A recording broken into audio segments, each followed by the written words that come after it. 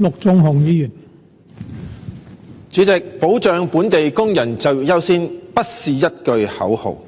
主席，我落區嘅時候咧，好多市民都同我講：喂，幾時檢討或者收緊嗰個輸入勞工政策啊？佢哋真係等到心急如焚啊！主席，其實咧放寬嗰26種嘅基層工種係可以輸入外勞咧，呢個政策係2023年9月可以實施嘅，2年期政府白紙黑字寫嘅期限已經係過咗㗎啦，主席。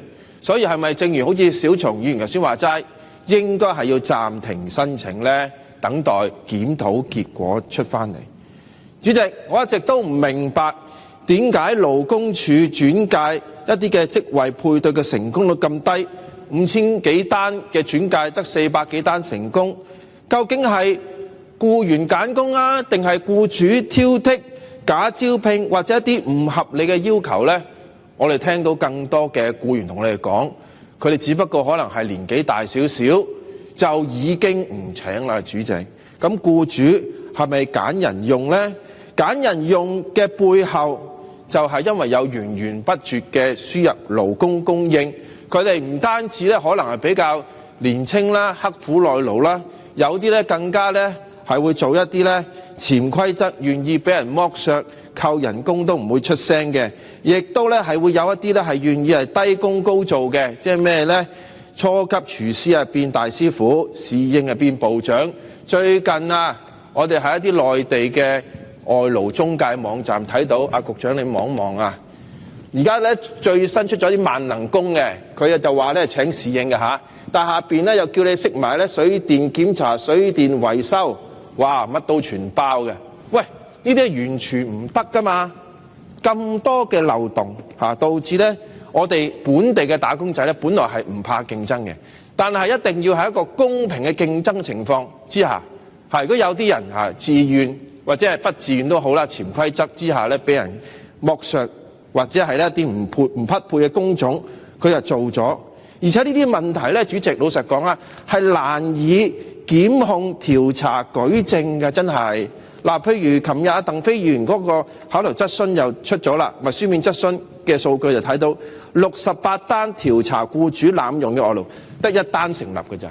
即係嗰個僱主咧，其實佢話炒嗰個人，老實講啊，好多理由嘅，話佢做得唔好啦，話佢這樣那樣嘅理由啦，係咪？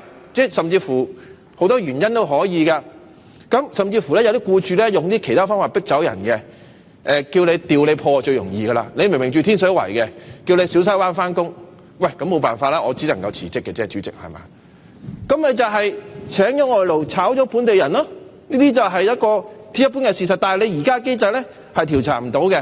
如果你係克扣嗰啲係更加難調查，又要上庭啦，又留低香港啦，佢仲要唔怕俾人報復，同埋唔怕俾人黑名單喎。咁所以講到尾咧，其實輸入勞工嘅政策咧，真係都幾多漏洞嘅，即係而且亦都幾難完全杜絕嘅。咁所以唯一一個方法咧，我覺得真係要削減個量。你削減個量咧，先能夠咧對本地勞工市場嘅衝擊咧減到最少。封頂啦，調整比例啦，譬如而家係2比1嘅，變3比1、4比1、5比1啦。有問題嘅要加強個罰則，唔係淨係行政處分，唔俾你申請啊，行政處罰款得唔得啊？局長係嘛？如果佢唔肯交罰款嘅，你加其他嘅政府嘅行政處分俾佢等等。同埋有一樣嘢咧，我覺得咧其實又係唔明嘅，主席。內地14間嘅指定勞務公司點解唔能夠直接招聘咧？要求佢哋好多嘅一啲潛規則嘅問題，就係存在喺一啲中介公司裏邊嘅灰色地帶嘅問題，都係喺啲中介公司裏邊嘅。局長，其中一個檢討，除咗我哋講嗰啲封頂啊、暫停啊、調整比例嗰啲之外，係咪都應該要包括埋要求內地嘅14間指定勞務公司，你直接請人，唔好再揾嗰啲中介，因為越多中介你就越難監管。主席，本人謹此陳辭。